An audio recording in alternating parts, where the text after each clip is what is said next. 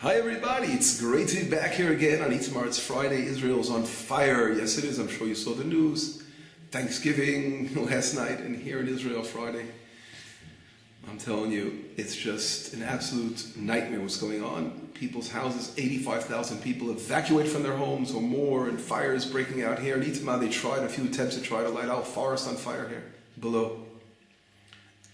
And nearby, of course, thank God, our area has been pretty safe so far, and there were some attempts with thwarted to make fires in the area, whatever it is.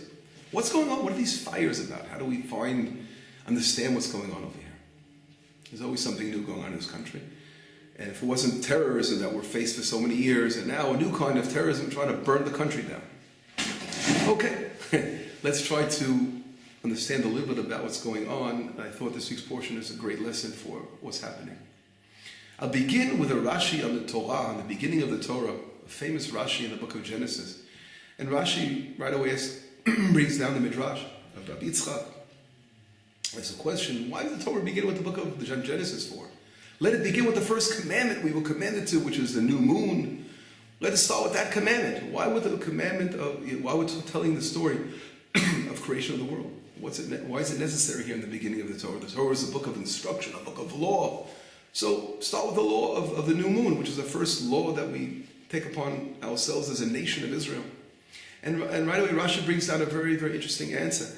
And he says that the nations of the world shouldn't come along and say you are robbers, that you stole this land. And therefore God created the land of Israel, created the world, and the land of Israel within the world. And he decides how to divide up the land. He gave the land of Israel as inheritance to the people of Israel. So no one's going to come along and say, you are robbers, you took away the 7 nations out of here and you stole their land. But no, God gave the land of Israel to us. And it's our land. And therefore he decides what to do in his home. And he's dished out other parts of the world to other nations. Exactly. So the Kli Yakar, one of the famous commentaries, he asks, what does it make the difference what the nations of the world are going to say? What do we care what they're going to say? Are they going to listen anyway? That's another question is asked. Are they going to listen to what we say? So a lot of people say it's for the liberal Jews, that they themselves should know that the land of Israel belongs to Israel. But the Kli Yakar, he asks a different question a little bit. He says, because the nations of the world are going to say we're robbers, is that a reason to change the order of the Torah? He asks that question a little differently, right? And he answers something amazing, very profound answer. And he says, I'll tell you, that stealing is something so bad, so terrible. To take something that's not yours. And that is really the root and the seed of disbelief, not believing in God. Because when someone is willing to go ahead and steal someone else's property or destroy someone's property, it means there's no God in the world for him. No one's above him. And therefore, the nation of Israel is supposed to be a light to the nations. The worst thing we want the world to think is that we're taking someone else's property away from them. And therefore, the first Rashi of the Torah says that message. God has given the land of Israel to the people of Israel. That's why he created the world. It's all God. Because, God forbid, if someone has that quality of stealing and taking someone else's property, then he can't be a person of faith, a person who really believes in God. And that's a powerful opening of the Torah. With this, I want to come immediately to this week's portion. We know this week's portion deals with the passing of Sarah and the burial place, Abram buying, purchasing the cave of the patriarchs. Everyone is running to Hebron. And then there's, of course, the story of the shidduch, the marriage, finding a wife for Isaac, for Yitzchak. And Abraham sends something unusual. He sends 10 camels. Why so many camels are sent? To go for his servant to take again to his family's home out there in Mesopotamia to find a wife. Why do you need 10 camels? Okay, it's another thing. But it's another lesson in itself. There's something very deep about that. But I want to focus on the meaning here, something very, very powerful, of a word mentioned in regard to the camels. And if you look in chapter 24, verse number 21 first. Let's start with 21, a little bit before, a verse beforehand. Vayomer bo beruch Hashem. Don't forget, Eliezer is coming and he's telling the story, the miracle that happened, how with Rivka at the well, and that she gave him to drink and watered the animals. And then Lavan the son of Betuel, the brother of Rivka, they're inviting Eliezer to come in the house. And he says, please come in. We emptied the house out. And what does Rashi say right away? We took the idols out. So there's no idol worship here now. And we made room for the camels. And then it says, in the verse number 32, Vayavo ha'ish habayita vayifatach hagimalim. He comes home and he took off something that was on the camels. What was on the camels? Rashi says they're wearing these mouthpieces. So therefore, when they were traveling on the way, they couldn't eat from other people's fields. So it was very, very important for someone who grew up, who was raised, the servant of Abraham, Eliezer, right, is raised by Abraham. And Abraham's household is a household that's very, very careful with robbery and taking from other people's property. So therefore, they covered over the mouths of the camels so they wouldn't eat in some other person's field along the way. Amazing. But the Ramban, Nachmanides, has a problem with this. He says, wait a second, we all are familiar with the donkey of Rabbi Pinchas ben Yael. He was a great rabbi who had a donkey, and we know his donkey would not eat tithes, would not eat fruit, or food that wasn't tithed, right? He didn't want to eat the tithes. It was very holy. So he goes, it has to be separated out. So his donkey, Rabbi Pinchas ben Yael's donkey, was a very, very pious donkey, and refused to eat from a field, from food. It might have been, food that wasn't stolen, but it wasn't yet separated the tithes, according to the law. It refused to eat it without being separated the tithes. It was a very, very holy donkey. And just one word about that. We know that in Israel, when you live in the land of Israel, there are laws that apply to the land. You just can't take an apple off a tree and start eating it, or vegetables. You can't collect these vegetables and fruit into your house without separating tithes. Otherwise, it's like eating something that's not kosher. It's like eating pork or eating any non-kosher food, snails and all kinds of other things that people eat and that are not kosher. You can't eat vegetables in Israel, a cucumber, without separating the tithes. So therefore, getting back to that, the donkey of this great rabbi was so careful about what he ate.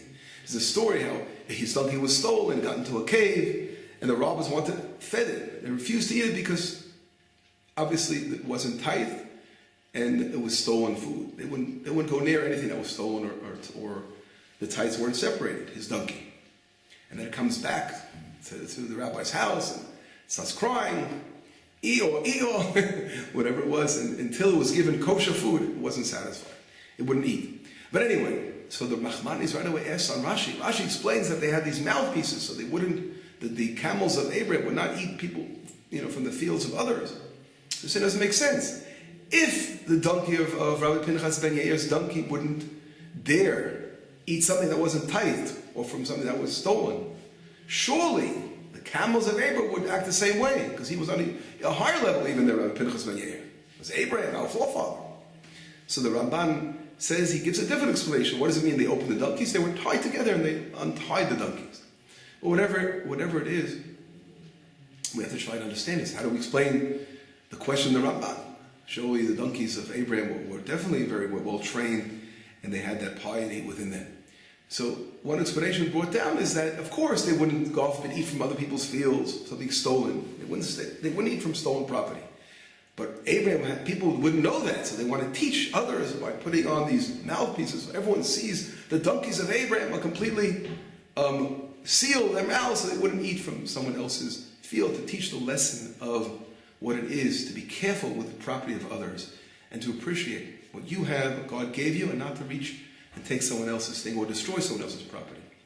So this amazing lesson about these camels of Abraham, I think, is a lesson connected to what's going on today in Israel. If there were people in the world who were aware more of the Torah and the lessons of the Torah, maybe these things wouldn't happen. Those who don't have any regard to other people's property and are setting people's homes on fire, and burning forests down, and burning people's cars on fire, are acting obviously putting it molded in a very, very unpious way, right? Here the camels of Abraham were on a higher level, and those who are doing this, a much higher level. And the donkey of Rabbi Pinchas ben Yair. And this is the lesson we have to open our eyes to. The poison of those who have no regard for other people's property in the world. Where is the ethics? Where is morality? What has happened? Is the world going to remain silent over this? Israel has to do something about this. I think I'm going to give another hint what's going on. If we look at this week's portion, there's another very, very powerful thing that comes up. I think this is a sort of a hint, in my opinion, to it also. Chayay Sarah talks about right away in the beginning. Sarah passes away. Abraham's looking, wants to bury his dead, and then it says right away. If we look through the whole thing, many, many times over, the concept is not mentioning here. It's very interesting. It's not mentioning, if you would think, Abraham trying to tell the people of faith that he wants to bury his wife. You should use the word, my wife, I want to bury, right? You should say he wants to bury his wife. But what does it say? Sarah dies, and it says every moment, it begins to use a different word. In the beginning it says, Abraham comes to eulogize Sarah, to cry for Sarah. And then it says Abraham comes me'al panei mito, from his dead. Right? It's calling literally Sarah is being called his dead one. And it goes on. He goes to explain, I want to bury, he calls it his dead. So he doesn't mention, you'd expect him to say he wants to bury his wife. He doesn't use the word wife the whole time. He's using the word, he wants to bury his dead. All the time. And then finally, after mentioning many, many times over, his dead, his dead, his dead, finally, at the end of all that, there's sort of a verse that summarizes everything. That says that Abraham buried his wife Sarah. It mentions finally his wife in that plot at the end. Where does the word say? I'm looking for the exact verse. Yeah, it says in verse number 19 in, again, chapter 33 here. It says, finally it says, Abraham buried his wife. Like, that's talking from the outside. But in reality, the whole time, for some reason, he's not referring to her as his wife when he's burying her. The question, I found it very strange. It's such a personal relationship with his wife, who's lived with him for so many years, and he loves her more than anything in the world. And he's not mentioning her, he's not referring to her as his wife. He's referred to as his dead, his dead, his dead, his dead, his dead, his dead, his dead. At the end, the Torah is just describing what he did and saying he buried his wife. But Abraham is not mentioning it anymore. Doesn't refer to her as his wife the whole time. Why is that? I thought a very interesting thought came to mind that perhaps Abraham's teaching us a very powerful lesson here. His wife passed away, yes, right? But in reality, it's just a body. It's just a body. Her soul lives on forever. The beautiful life they had together will never be taken away from Abraham. So he's saying to the people of Chayt, I want to bury my dead, which means he's burying her. He's giving respect to her body that was in this world and burying her. But in reality, he's not burying his wife, because his wife will be with him forever and forever, for all of eternity. The special connection he had with her will remain with him forever and ever and ever and ever, never go away. And that he's not going to bury. Maybe on the way people look at it, that he's burying her, right? So people look at it as he's dead. But for him, of course, because he was so connected forever to Sarah, to Sarah. And Sarah's home that she built was so special. We read about this week's portion as well. And that her house, a tent, was surrounded by a cloud of the Shekhinah, the divine presence. The Shekhinah, we know, is represented by the letter Hey. And she also was a tent of Chala, a tent of separating, as we mentioned, separating tithes and showing that the world is from God. And of course, she was very careful with the laws of Nidah, the special laws that all apply to a woman, and she was a woman of valor. So her house was a house of the Shekhinah, the divine presence. And what letter does that represent? The letter Hey. And here we get to what I want to say. If we look at the next thing right away in chapter 24, what does Abraham do? It says Abraham's old, and he says to his servant, he says to him, put your hand on my thigh, and that's making the oath. And I want you to find, he's making an oath in that you want you to find. That's what he says. I don't want you to take a Canaanite woman for my son. I want you to go to my homeland, where I was born, and you will take an Isha Levni Yitzchak. Here, the word Isha is a wife in Hebrew, right? It says Isha. And if you look throughout the verses here, it's going to be amazed how many times the Torah goes over and over and over saying the word Isha, Isha, Isha, Isha. Now why? I thought of the word Isha we know is very interesting. It's 3 letters in Hebrew. Aleph, Shin, Hey. Aleph, Shin in Hebrew is Eish, fire. Aleph, Shin is fire. When you add the Hey to the woman's name, to the letter fire, it becomes a woman. Interesting. What does fire have to do connect with a woman? And of course, we all know the famous thing that if you take a man's name, it is Ish in Hebrew, and if you take out the Yud out of his name, you're also left with fire. And when a husband and wife are married, they're combining the Yud and the Hey together, which is God's name. But if you take out God out of your marriage, you're left with fire. You're left with fire. And I thought that fire brings about destruction and death. Right? And it's the dangerous energy of fire. And we have to bring the Shekhinah, the divine presence, into our home like Sarah was all about. And therefore, Abraham could have mentioned he's not burying his wife because in reality, she's alive forever because she was full of the divine presence and the Shekhinah and everlasting. But he's burying only a physical body is being buried. Right? That can die, that could be burned, but not a person's soul that goes on forever. And therefore, we behave like a human being. And we bring the divine presence into our lives. We can only see a blessing of bounty and abundance, and the rains will come. But we have to look around and say, wait a second, why isn't it raining enough? We have to pray with all our heart and soul.